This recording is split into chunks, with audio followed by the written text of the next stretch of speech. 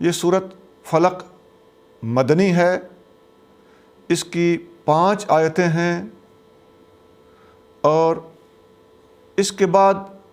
قرآن شریف کی آخری سورت سورۃ الناس ہے۔ یہ دونوں صورتیں اکٹھی نازل ہوئی تھیں، ان کا سبب نزول بھی ایک ہی ہے، اور ان کو نام بھی معوذتین کا اکٹھا دیا جاتا ہے، یعنی پناہ مانگنے والی صورتیں، 2 صورتیں۔ اس صورت اور اس کے بعد والی صورت، ان دونوں کا شان نزول اور ان کے نازل ہونے کا پس منظر یہ ہے کہ نبی کریم رؤوف الرحیم صلی اللہ علیہ وآلہ وسلم نے مکہ شریف میں جس طرح وقت گزارا، اس پر ہم وقتاً فوقتاً پہلے اختصار کے ساتھ کچھ گزارشات پیش کرتے چلے آ رہے ہیں۔ جو دشواریاں، امتحانات، مخالفتیں اور نبی کریم صلی اللہ علیہ وسلم نے ان ساری دشواریوں کے مقابلے پر جس طرح تحمل کا مظاہرہ فرمایا، وہ سب کچھ کتابوں کے اندر تفصیل کے ساتھ مذکور ہے۔ مدینہ شریف میں ہجرت کرنے کے بعد اس قسم کی مخالفتوں کا سلسلہ رکا نہیں۔ سب سے پہلے تو جب آپ صلی اللہ علیہ وآلہ وسلم مدینہ شریف پہنچے تو مکہ کے پرانے دشمنوں نے مدینہ کے لوگوں کو بھی پیغام بھیجا کہ ہمارے بندے تمہارے پاس پہنچ گئے ہیں۔ ذرا الفاظ دیکھیے، یا انہیں ہمارے حوالے کر دو یا پھر ہماری دشمنی مول لینے کے لیے تیار رہو۔ تو ان کو بھی قریش مکہ نے نبی کریم صلی اللہ علیہ وآلہ وسلم کے مکہ کے اندر رہنے والے دشمنوں نے تھریٹ کیا۔ یہ پچھلے لوگوں کی طرف سے ابھی تک امتحان جاری تھا، اور خود مدینہ کے اندر جو لوگ رہتے تھے ان میں ایک گروہ منافقین کا کھڑا ہو گیا۔ یہ بات اہم ہے کہ مکہ شریف میں منافقوں کا وجود نہیں تھا۔ نبی کریم صلی اللہ علیہ وآلہ وسلم کی اعلان نبوت کے ابتدائی دنوں میں نبی پاک علیہ الصلوۃ والسلام کا ساتھ دینا کوئی آسان کام نہیں تھا۔ اس وقت آپ کریم صلی اللہ علیہ وآلہ وسلم کے ساتھ سنگت اور آپ کے ساتھ وفا کو نبھانا یہ کسی منافق کے بس کا کام ہی نہیں تھا، اور خاص طور سے جب ہجرت کرنا پڑی تو نبی کریم صلی اللہ علیہ وآلہ وسلم کی خاطر، دین کی خاطر، اللہ کی خاطر مال، جان، زمینیں اور اولادیں اور بیویاں تک چھوڑ کے آنا یہ کسی منافق کے بس کا کام نہیں تھا۔ تو اس حقیقت سے بڑی بات واضح ہوتی ہے کہ مکہ میں منافقین کا وجود نہیں تھا، اور جتنے صحابہ کرام نبی کریم صلی اللہ علیہ وسلم کے ساتھ ہجرت کر کے مدینہ شریف گئے، ان کا یہ سارا کردار صاف بتا رہا ہے کہ ان کے اندر منافقت تو دور کی بات ہے، منافقت کا نشان اور شائبہ تک نہیں تھا۔ یہ ان کی ڈونیشنز، نبی کریم صلی اللہ علیہ وسلم کے ساتھ ان کی وفائیں اور مال، جان، اولاد اور بیویاں قربان کرنا، یہ ان کے عدم نفاق کا واضح ثبوت ہے۔ اور ایک اور بات اس کے ساتھ ایڈ کرنا ضروری ہے کہ پورے قرآن میں بھی جہاں جہاں منافقین کا ذکر ہے وہ صورتیں مدنی ہیں، مکی نہیں ہیں۔ سورۃ بقرہ کے ابتدا میں منافقین کا ذکر ہے تو سورۃ بقرہ مدنی ہے، اور سورۃ منافقون قرآن کے اندر موجود ہے، وہ سورۃ مدنی ہے۔ تو اور اچھی طرح کنفرم ہو گیا کہ جتنے صحابہ کرام نبی پاک علیہ الصلوۃ والسلام کے ساتھ ہجرت کر کے مکہ سے مدینہ آئے، ان کے اوپر کوئی انسان،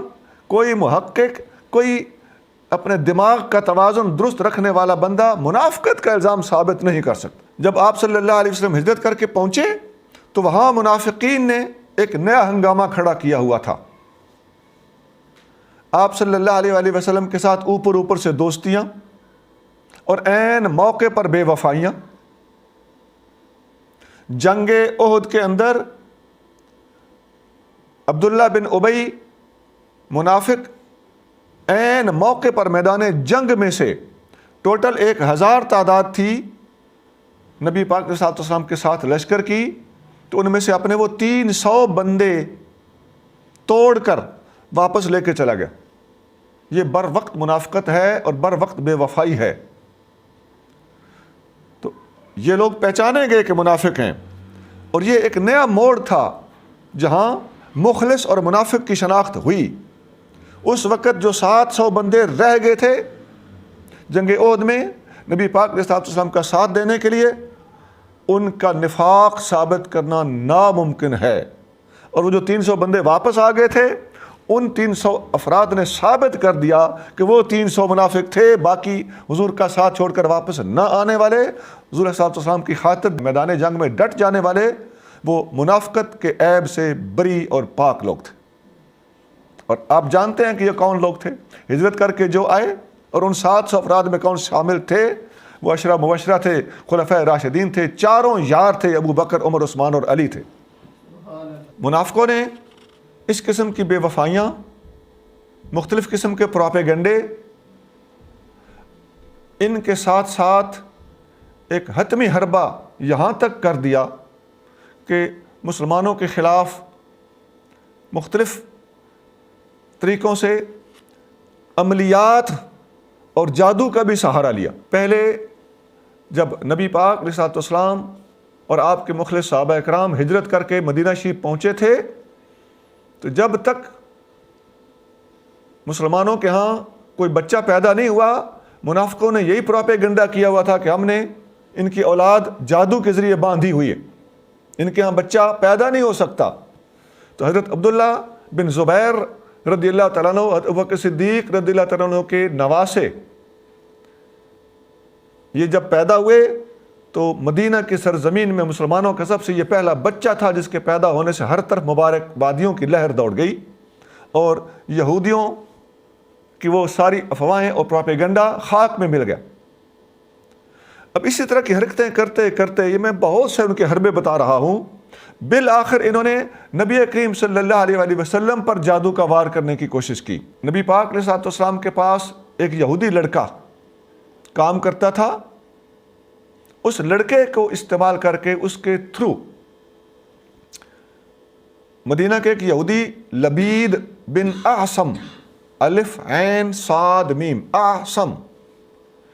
اس یہودی نے اس لڑکے کے ذریعے سے نبی کریم صلی اللہ علیہ وسلم کی استعمال شدہ کنگھی مبارک اور اس کنگھی مبارک میں لگے ہوئے آپ کے منہ مبارک، بال مبارک، وہ حاصل کیے، اور ان میں اپنا کچھ عمل کر کے گرہیں لگا کر ایک کھجور کے کچھ پردوں کے اندر چھپا کے، مخصوص طریقہ ہوتا ہے ان جادوگروں کا، اس کے مطابق آپ کریم صلی اللہ علیہ وسلم کی کنگھی مبارک اور بال مبارک اس عمل کے بعد ایک خشک کنویں کے اندر پتھر کے نیچے دبا کر چھپا دیے۔ اس کی وجہ سے نبی کریم رؤوف الرحیم صلی اللہ علیہ وآلہ وسلم کی طبیعت پر کسی قسم کا کوئی ایسا اثر نہیں ہوا جس سے آپ کے فرائض نبوت کے اندر خدا نخواستہ کوئی خلل آیا ہو۔ آپ روحانی طور پر،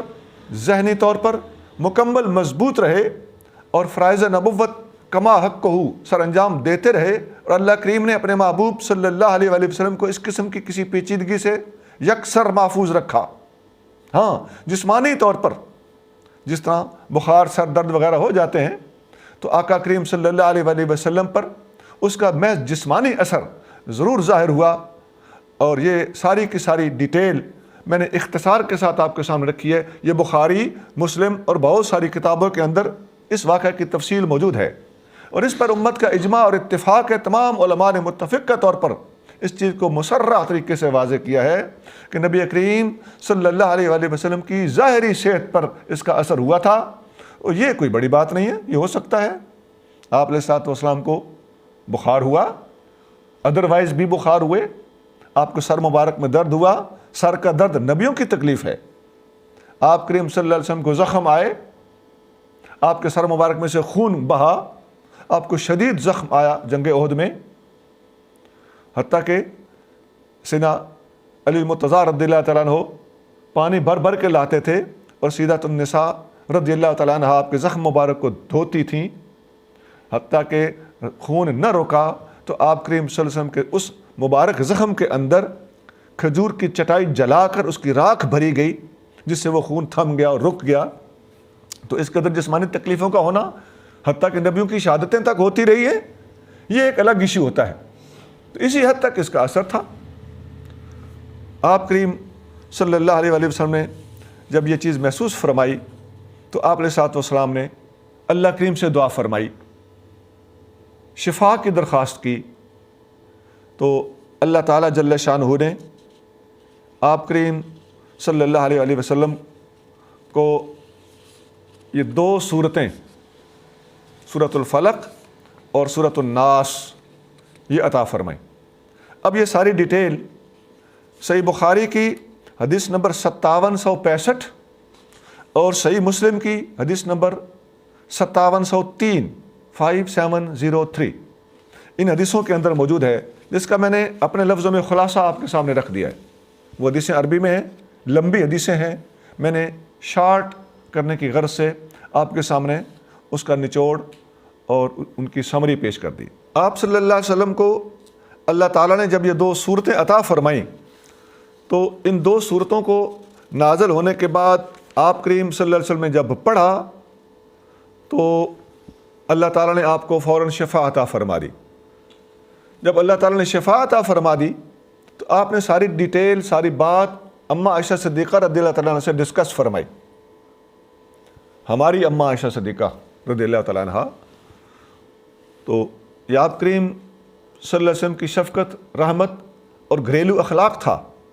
کہ آپ اپنی بہت سی چیزیں اپنے زوجہ مطہرہ کے ساتھ شیئر کرتے تھے. سیدہ عائشہ صدیقہ رضی اللہ تعالیٰ عنہ نے آپ علیہ الصلوۃ والسلام سے یہ بات عرض کی کہ اللہ کے رسول, آپ نے وہ جو کنگھی اور بال وغیرہ, وہ جو جادو کے وہ جو ان کے آلات تھے ان لوگوں نے جو استعمال کیے تھے, ان کو آپ نے جلا کیوں نہیں دیا اور باہر نکال کر سر عام اس بات کو اوپن کیوں نہیں کیا اور اس مجرم کا نام ظاہر کیوں نہیں کیا؟ آپ صلی اللہ علیہ وسلم کی شان رحمت للعالمین دیکھیے. آپ نے جواباً ارشاد فرمایا کہ اے عائشہ, اللہ نے مجھے شفا عطا فرما دی اور میں نے اس بات کو پسند نہیں کیا کہ لوگوں کے اندر فساد کو بھڑکاؤں اور کسی برے آدمی کی برائی